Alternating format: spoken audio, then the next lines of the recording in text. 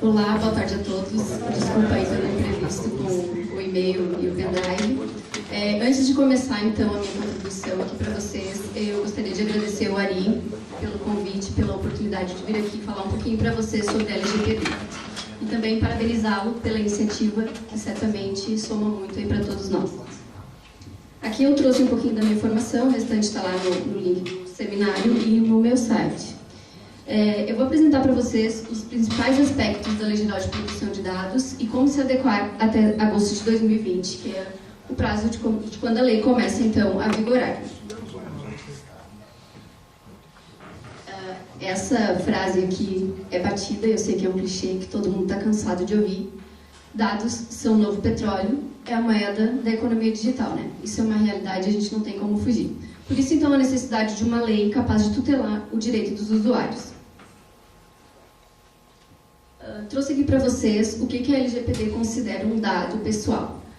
Dado pessoal é uma informação relacionada à pessoa natural identificada ou identificável, e um dado sensível é, então, um dado relacionado à pessoa sobre a origem racial, a filiação a algum sindicato, algum dado relacionado à saúde e demais especificações contidas nesse inciso. Muito embora a gente pense, e a grande maioria das pessoas pense, que a Lei Geral de Proteção de Dados veio só visando aplicar sanções, né, nas empresas em geral, ela visa três abordagens distintas. A primeira é a tecnológica, né, a aplicação de soluções capazes de conferir segurança, e no plano da governança também, a revisão e elaboração de todos os contratos, normas, políticas internas, né, políticas de privacidade da empresa. E educacional, que eu acho que até já foi falado ali, eu não recordo o nome do colega que falou, mas é o princípio de tudo. Até, inclusive, o Marco Civil da Internet já falava em algum artigo relacionado à educação, né? A educação é o princípio para essa lei, muito embora todo mundo pense que ela é só para punir, né? E não é verdade. Por que o Brasil criou, então, uma Lei Geral de Proteção de Dados? Primeiro, por causa do GDPR, né? Desde o advento do GDPR, a Europa veio e nos disse: a gente não faz mais negócio com quem não tiver uma lei adequada de proteção de dados. Além do mais, o Brasil, então, né, diante da nossa economia, ele precisa fomentar a economia, criar novos investimentos no país, manter e fazer novos negócios e oferecer também transparência nas relações comerciais. Outro motivo foi o escândalo da Cambridge Analytica, que é de conhecimento de todos. Não sei se vocês já assistiram o documentário Privacidade Hackeada. Eu acho que traz uma abordagem bem bacana em relação à forma como é feita a mineração de dados e a forma como a utilização desses dados de forma inapropriada pode mudar todo o cenário, né? Como a gente viu na série, que foi o resultado das eleições nos Estados Unidos. Dada a relevância do tema, a proteção de dados pessoais, já existe um projeto de emenda à Constituição para ela passar a incluir o rol dos direitos fundamentais. Então, dentro de pouco tempo, com certeza, já vai estar incluída ali na Constituição. A quem se destina a Lei Geral de Proteção de Dados? A lei se destina a qualquer pessoa física ou jurídica, de direito público ou privado, que realize uma atividade em que se utilizem dados pessoais. E aqui não é só no âmbito digital, tá? É por meios físicos também. Deve obrigatoriamente ocorrer no território nacional, objetivar então o fornecimento de bens ou serviços e que os dados tenham sido coletados no Brasil. Aqui eu trouxe para vocês, e eu não vou falar de todos os artigos, não se preocupem, porque a lei é extensa. Eu trouxe os principais. Óbvio que todos eles são importantes, mas aqui para a nossa abordagem, acho que esses são os que mais têm relevância. O titular dos dados, então, que é a pessoa natural a quem se referem os dados pessoais que são objeto de tratamento. Aí o controlador, que eu não coloquei aqui, mas é a pessoa que recebe os dados, que faz a coleta dos dados e que pede consentimento para este usuário e que é o responsável por toda a análise da proteção de dados. O operador é pessoa natural ou jurídica de direito público ou privado que realiza o tratamento dos dados em nome do controlador. Há casos em que uma empresa vai ter operador e controlador. São casos específicos aí de empresas que, né, trabalham com host, enfim. E o encarregado ou DPO, que foi que eu comentei com a Ari, sobre o que eu falo? Eu disse, acho que a galera está a fim de saber sobre o DPO. Né, esse encarregado aí é um novo, é novo aqui para nós, né, e é uma nova oportunidade para todo mundo. O encarregado ou DPO, então, ele é uma pessoa indicada pelo controlador ou operador para atuar como um canal de comunicação entre o controlador, os titulares de dados e a NPD. Quem é o DPO, afinal? O DPO ele é um conselheiro da companhia no que diz respeito às práticas que a companhia deve adotar, mas ele não é o responsável pelo cumprimento dessas diretrizes. Tá? É o controlador que vai estabelecer, junto com seus colaboradores, terceiros, fornecedores, a forma como vai ser regulada a questão da privacidade. É o DPO quem vai fazer a supervisão da estratégia usada na preservação dos dados, quem fará o projeto de conscientização de toda a equipe, ou seja, ele que vai dar as palestras dentro da companhia. Ele vai ser responsável por educar a companhia e os colaboradores acerca dos requisitos de conformidade. Ele treinará os profissionais envolvidos nos processos e também fará as auditorias de segurança, ou seja, o DPO tem muita responsabilidade aí na questão da privacidade e proteção de dados. Além do mais, ele será o canal de comunicação entre o usuário, o controlador e o operador e entre a NPD. O que isso quer dizer? O DPO, o nome do DPO vai ter que constar nas políticas da empresa, tanto nas políticas internas quanto nas políticas de privacidade. O nome do DPO é o nome que vai estar lá na Agência Nacional, na Autoridade Nacional de Proteção de Dados. É com o DPO que a agência, que a autoridade vai se comunicar, então a responsabilidade dele é muito grande. O que é essencial para o DPO, para ele exercer essa função tão importante? Primeiro, conhecer a legislação, ter experiência em governança, saber quais as informações que a companhia detém, ter facilidade de comunicação, diplomacia, porque ele vai interagir com várias áreas dentro da empresa, então isso é importante.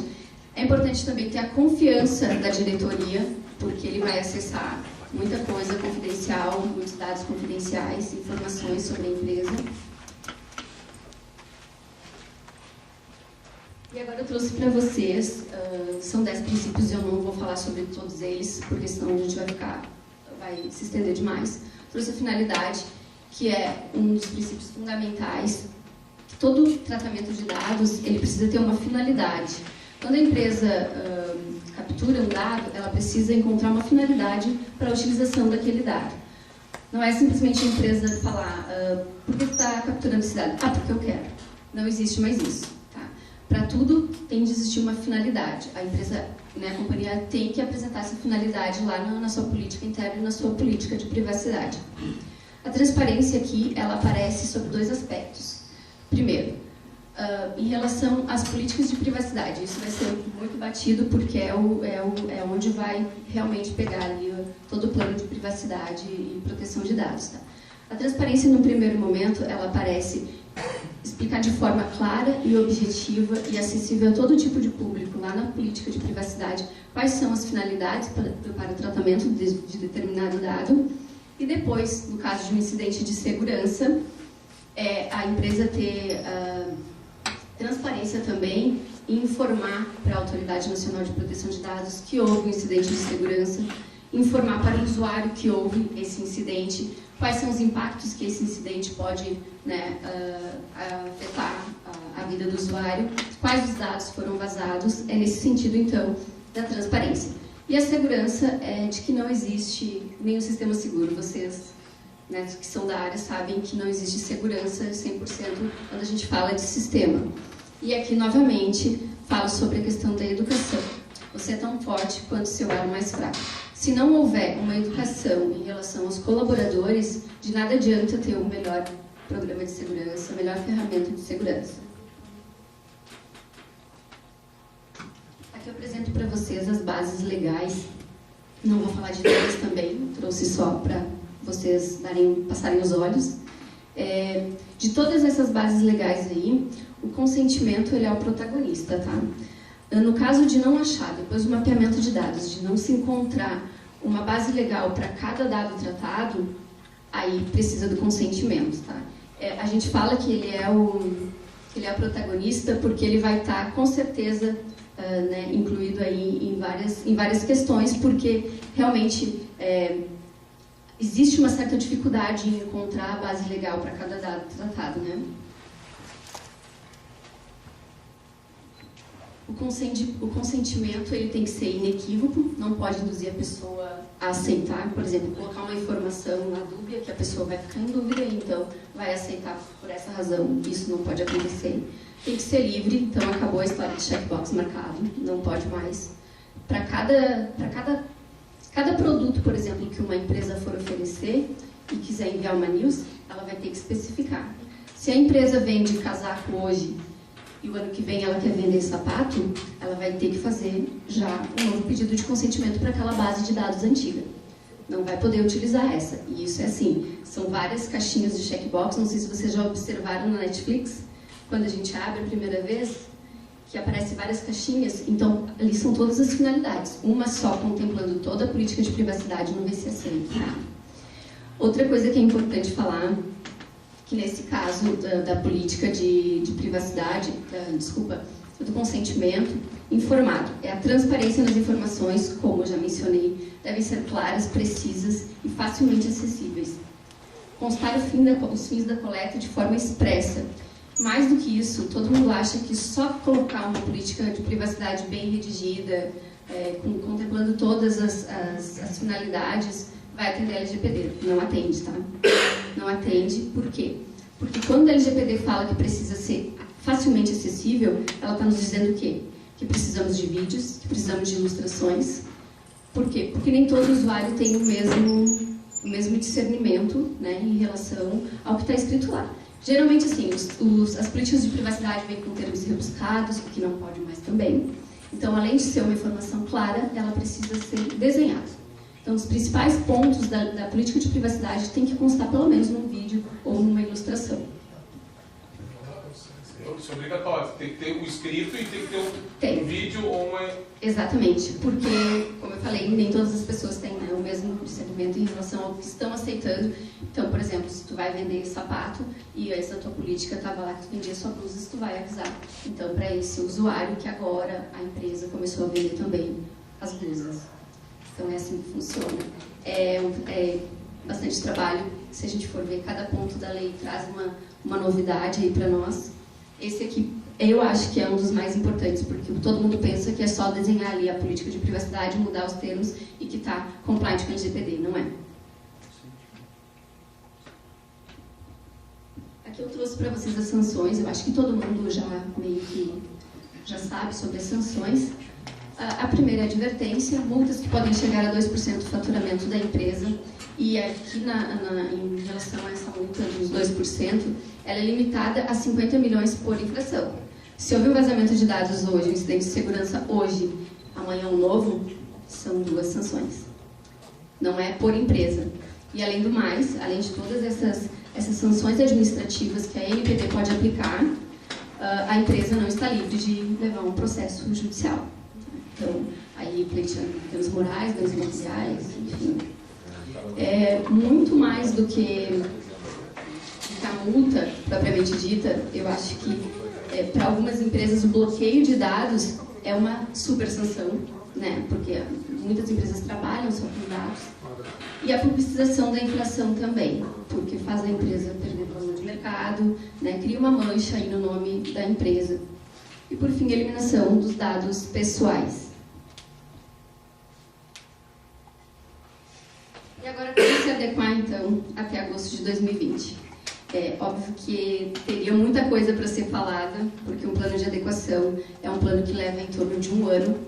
Então, não é simplesmente mudar a política de privacidade da empresa, é preciso mudar a cultura da empresa, mudar a forma de pensar de colaboradores, de fornecedores, de terceiros envolvidos na relação. O plano de adequação ele depende essencialmente da diretoria, do jurídico, DPO e TI. O que acontece? Todo mundo vai trabalhar junto aqui. O primeiro passo é a diretoria entender a importância, né, dessa adequação, entender que ele vai precisar expender recursos para essa adequação. e que ele vai ter que disponibilizar todo o seu pessoal para auxiliar aí o DPO e o jurídico para, então, fazer um plano de adequação de acordo com a LGPD está nos pedindo, né?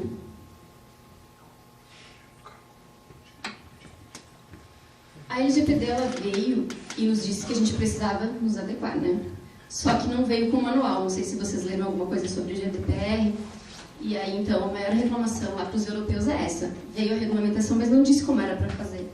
Então, assim, cada consultoria vai fazer da forma como acha que está, né, que está correto, de acordo com a legislação, vai orientar, então, aí as empresas, né, a trabalharem da forma como ele acha que está certo.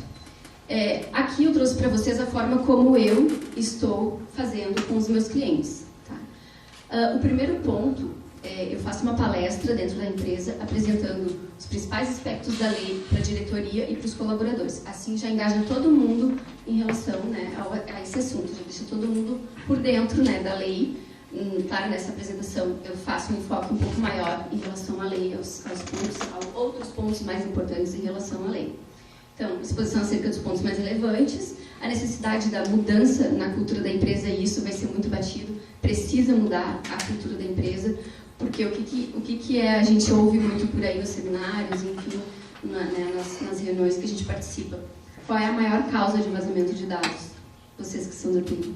Por que ocorre? É por causa de sistema ou por causa de pessoal? Então, a gente precisa realmente mudar aí a cultura dentro das companhias, né? Alocação de responsabilidades internas, então o controlador vai delimitar ali com quem que o DPO vai se relacionar para a colheita dessas informações, né? E o segundo passo, como eu falei, cada consultoria faz da sua forma. A maioria das consultorias eu vejo que vai direto para o mapeamento de dados. Eu já parei aqui, gestão de consentimento. Por quê? Porque até a gente fazer uma triagem de tudo que a gente tem de base de dados antiga, que a gente precisa de consentimento para continuar utilizando, a não ser que a empresa queira utilizar aquela base de dados, o que não é viável, né? Então precisa fazer uma triagem de toda a base de dados antiga, verificar a necessidade de pedir consentimento para fins de permanecer utilizando a base, verificar se a finalidade não mudou, porque se a finalidade mudou, tu precisa alterar também o teu consentimento. Na ausência de resposta do usuário, o que a gente precisa fazer? Excluir. Não tem o que fazer. Não houve resposta, exclui da base de dados, porque aí está se criando um novo tipo de criminoso, tá? Que vai ficar ligado ali em quem está enviando consentimento, para poder então depois ingressar com uma ação, se não respondeu o e-mail e a pessoa te mudou mais de novo. Posso fazer uma pergunta? Pode. Para um exemplo bem simples. Eu fui no mercado da esquina, tá? E tem um cartão fidelidade lá. E é tudo no papel, não tem nada digital. No papel? Isso aí. E essa informação o supermercado guarda lá, deve ter no sistema dele alguma coisa. Sim. Mas eu não tenho nada digital. Como é que ele vai fazer para ter o meu consentimento? O consentimento escrito. Cada vez que se tu for lá e tu tiver o teu cartão de fidelidade, eles vão precisar renovar esse convênio, esse contrato contigo. Que já existe. Que já existe, e pedir um novo consentimento. Então, tudo que se aplica nos meios digitais vai se aplicar de forma física. É o que eu sempre falo, as pessoas às vezes comentam: ah, mas eu não estou no escopo da LGPD porque eu tenho apenas um comércio pequeno e faço sua crediária. Você está no escopo da LGPD porque você está coletando dados. Caraca, dá para botar para mais um ano e não vai dar certo. Não vai dar e a gente vai chegar lá. Por isso a necessidade de começar a conscientização desde já para ontem, né? Porque é muita coisa, é muito detalhe, revisar contratos não é assim. Implementar essa nova cultura dentro da empresa também não é assim. Então, o negócio eu sei que mexe um pouco, não sei se vocês já tinham escutado bastante sobre a lei, mas mexe muito com a gente, assim, quando a gente ouve no primeiro momento a Lei Geral de Proteção de Dados. Ela é impactante, mas, na verdade, ela veio para nos educar. Ela veio para tirar aquela poeirinha que estava embaixo do tapete que a gente não prestava atenção antes, né? Para mudar, então, aí toda a nossa cultura. Só uma pergunta. O poder público também vale isso aí? Vale. Aí eles vão ter que se atentar lá às bases legais. Se for para o cumprimento de uma obrigação legal, eles podem tratar os dados sem consentimento. Tipo a nota fiscal eletrônica? Vai precisar. Na verdade, sim. A NPD não regulamentou tudo ainda. Não sei se vocês também acompanharam esse movimento da NPD. Muita coisa vai ser regulamentada ainda. Mas, em princípio, sim. A nota fiscal eletrônica se for, né, se tiver ali um dado pessoal, vai ter que ser tratado.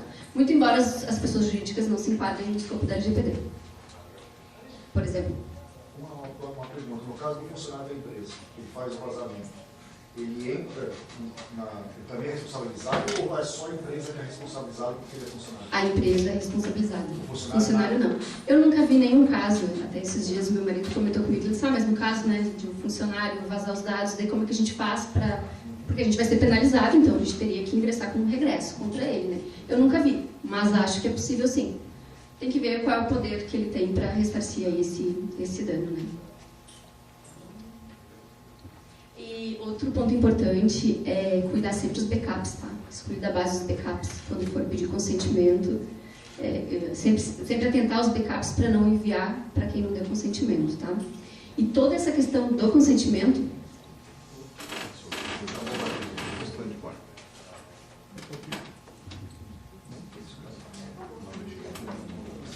Ela deve ocorrer antes do dia 16 de agosto, tá?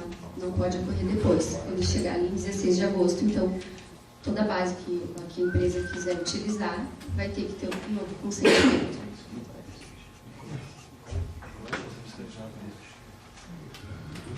Essa fase aqui é a fase mais importante de todo o projeto de adequação.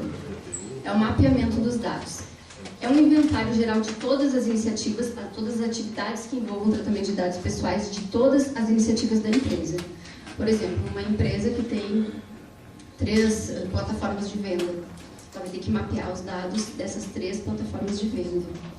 Tá? Verificando também se há tratamento de dados sensíveis, porque aí o plano muda também um pouquinho. A gente vai ter que verificar quais são os dados da empresa coleta para determinada iniciativa, se eles são compartilhados, com quem, por quê, qual é a finalidade, quem tem acesso a esses dados e onde eles estão armazenados. Na verdade, eu trouxe algumas perguntas, mas isso aqui é quase infinito. Tá?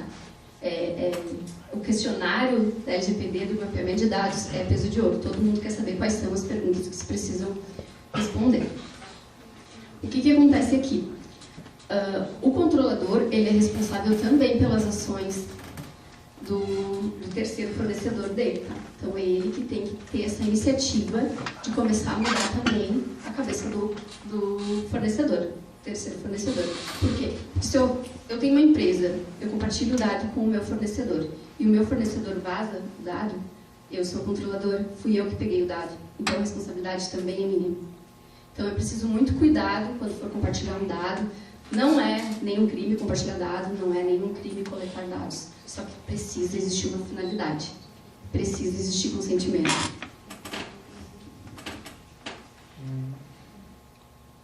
Depois de feito o mapeamento de dados, é feita então a definição de todas as bases legais. Por exemplo, eu coleto qual é a finalidade de coletar o endereço. Esses dias eu questionei uma empresa, eles me disseram, para fins estatísticos, eu quero saber de onde está vindo o meu cliente. Então, ele tem uma finalidade. Se ele me apresentar uma finalidade, ok. E isso tem que constar lá na minha política. Então, se eu tenho um site de vendas e eu tenho fornecedores, eu preciso, então, perguntar para esses fornecedores o que eles fazem com os meus dados e colocar lá na minha política. Então, é um negócio que não acaba nunca. Porque aquele fornecedor, ele também vai passar os dados, de repente, para outra pessoa. Porque ele também tem outro fornecedor. Então, é uma cadeia. E a gente que é controlador, que pega o dado, que captura o dado, é responsável